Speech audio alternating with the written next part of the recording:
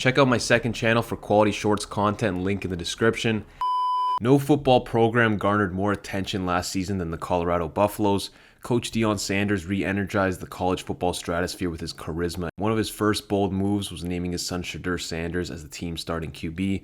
The four-star recruit transferred over from Jacksonville State and was immediately slotted in to be the main man on offense. All eyes were on him. The pressure to perform was high. Now fast forward a year later and we know the truth about Shedeur. In the 2023 season, he had an 88.2 PFF grade, 15th amongst all FBS QBs. He was careful with the ball, finishing with a near 1% turnover-worthy play percentage. On top of that, he had a top 10 adjusted completion percentage, 31 total touchdowns, and only 3 interceptions. However, Sanders had an 8.5-yard average depth of target. He had the third most batted passes. He also took the second most sacks and was 144th in pressure to sack percentage. Additionally, only 17.9% of his throws went to the intermediate area of the field, which was 133rd out of all QBs. Clearly, there was something funky about this Colorado offense. The numbers seemed to suggest that Colorado had a safe and simple game plan, but at the same time, Sanders was one of the most pressured quarterbacks in the league. So why are these numbers important? Well, they kind of accurately describe Shedeur's skill set. Let's turn on the tape. Sanders has good mental processing and is a quick problem solver. He's great at diagnosing weak points in defenses and exploiting them. Take this play against Colorado State. The Rams set the house on this 2-point conversion. They had 4 man defenders lined up in coverage, but the Buffaloes sent out their running back to run into the blitz to give Sanders an immediate dump-off target. This confused the Rams' defense as the middle field safety got stuck in traffic. The weak side perimeter cornerback seemingly didn't know the play call as he stood flat-footed on the goal line, not covering his man, but that ended up putting him in the perfect spot to intercept the running back. All this occurred within 1 to 2 seconds of the ball being snapped, and Sanders was able to process this, turn down his running back, and find the open man in the back of the end zone. The main reason why his turnover-worthy play percentage was so low was because of how sharp he is mentally. He displayed it consistently against zone coverages as he was able to carve them up and fit balls into spaces between defenders. One example here versus Colorado State, as Sanders dropped back, he read the defense, diagnosed the cover 3 look, and ripped it between the linebackers to his tight end. Shedeur also displayed the great ability to layer in passes behind linebackers. He knew when to put air under the ball and displayed good touch on his passes downfield.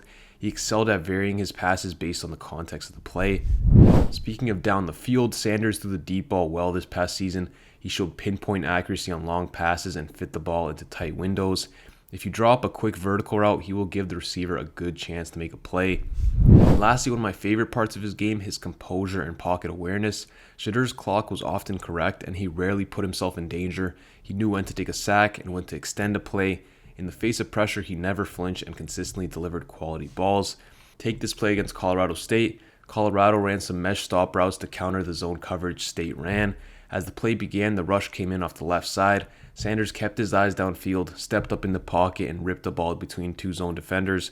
Shedeur is effective and comfortable working from the pocket. But now to his weaknesses. One of the reasons why he didn't throw a lot of intermediate passes is because his arm talent is just okay. Shedeur does not have a cannon, and when his timing isn't perfect or if he's throwing into heavy coverage, defenders will successfully break on his passes. Let's look at this play versus UCLA. 3rd and 9 in the red zone. The Bruins had 2 deep safeties over the middle. Shedeur tried to get this ball to the number 3 receiver, who ran a post in between the safeties. This was not an easy pass, but it's one that top NFL QBs make. You can see here how Sanders struggled to drive the ball, and the safety was able to easily get in and break up the pass. It's difficult to consistently attack the intermediate area in the middle of the field if you don't have a strong arm. In my last video on Carson Beck, we saw how Beck has the arm talent to make strong throws from basically any platform. Well, Sanders doesn't have that. When he doesn't step into his throws, you'll see fluttery passes that sit in the air forever. He also struggled to drive balls to the sideline. Back shoulder throws often came in late, which made it hard for his receivers to adjust. Moving on, Shedeur is not great at escaping pockets. He has pretty solid athleticism, but will likely have problems against NFL athletes. This is one of the reasons why his pressure to sack percentage was so high.